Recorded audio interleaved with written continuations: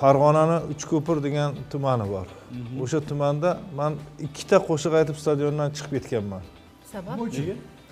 O'shanga uzr so'ramoqchiman hozir efirda turib. O'sha voqeaga endi ancha yil bo'lgan bo'lsa ham muxlislar o'ylaganki bizni qochib ketdi deb. Yo'q, biz qochmaganmiz. Chunki stadion tepasi ag'darilib tushgan xalq bilan. Voy. Juri o'tiradigan joyi bo'lardi tepa. Odam juda ham ko'pligidan o'sha juri o'tiradigan joy tepalariga ham chiqib ketishgandi-da.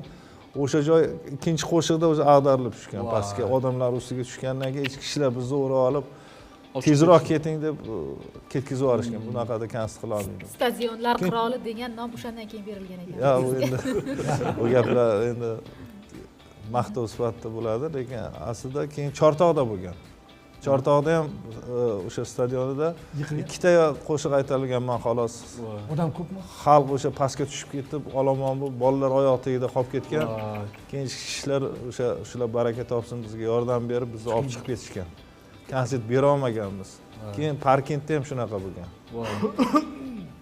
Parkentda ham o'sha konsertga meni taklif qilishganda o'sha qirlikda konsert berasiz deyishgan. Men aytganman, qirlikda bera olmaymiz. Odamlar agar agrajniy haligi to'siqlar bo'lmasa,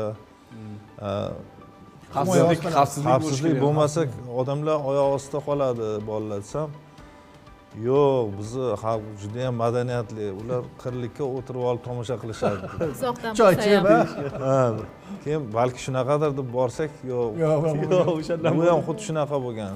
Unda bir 4-5 ta aytolganmiz xolos.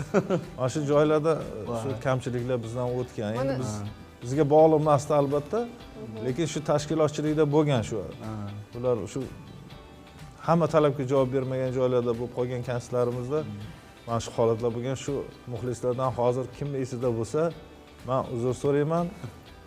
Lekin sizlar ham ayb bo'lmagan ekan. Sizlar ayb bo'lmagan ekan.